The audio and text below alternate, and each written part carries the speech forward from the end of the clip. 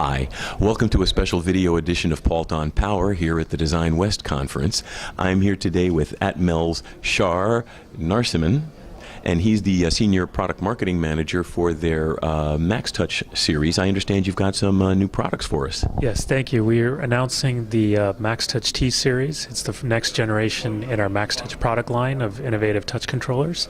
And today we're announcing the MXT2952T. It's the first ultra low power chip for Windows 8 15.6-inch screens, single chip solution.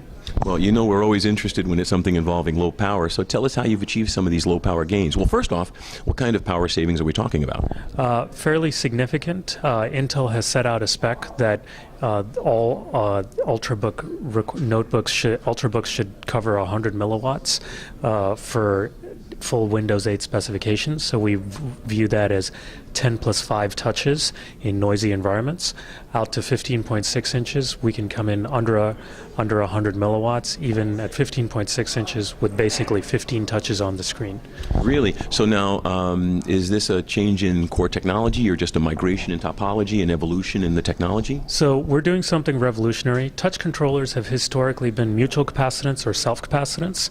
Mutual capacitance is great for tracking multiple touches. Self-capacitance tracks a single touch, but it's better for power consumption and idle mode, better for glove tracking, and better for moisture immunity, rain droplets on the screen, for example. We actually are providing both architectures. Traditionally, touch controllers have only provided one or the other.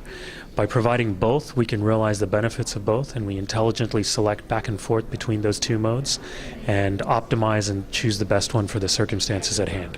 Well, that's excellent, especially if it allows glove touch and all the other things, because a lot of touch controllers in the market don't allow that at all. That's true. We're very proud to be able to support pure good touch tracking in rainy environments, and obviously with gloves for people in cold climates.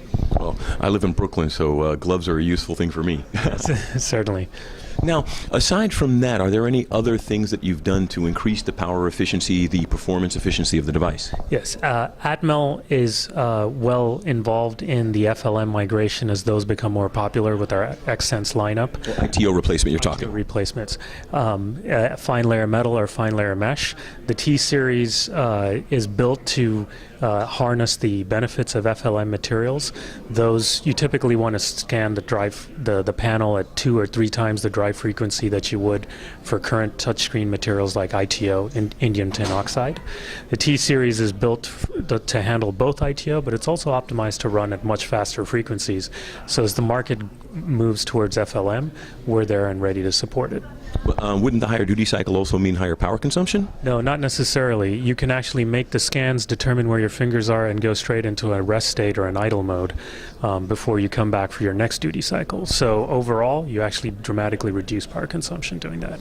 So you're essentially sub-windowing, so you're increasing your frequency, but by doing a smaller screen size area, you're reducing your power consumption in that fashion. Exactly. So what are some of the other features that don't necessarily involve power, but I know our audience will be interested in? So noise immunity is obviously a huge interest for those designing touchscreens. Many touch controllers have struggled in that arena. Typically they use analog filtering, which is great for power consumption and die size to eliminate noise from your sample set. Digital filtering is great for removing very specific isolated noise bursts like you might see on low-cost AC VCOM displays. What we're doing in the T series is we're actually providing both types of filtering architectures. So we can intelligently select between analog filtering or digital filtering, or actually use both at the same time, so that we can really clean up the noise environment based on the circumstances at hand. Excellent. So this is the maXTouch T series. Now, is there anything else you wanted to tell our audience about the device before we closed out the episode?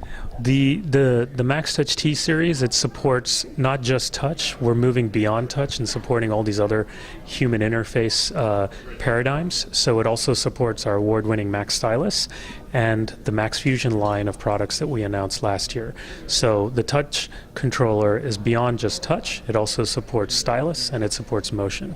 So really enriches the user experience. So essentially it's really becoming an interface controller. Exactly. Excellent. Well, hey, Shar, I really appreciate you taking the time to be with us right now. Thank you. And we appreciate it as well. And I'd like to thank you all out there for taking the time to be with us. We wouldn't be here without you. This is Alix for Paultre on Power. Have a great day.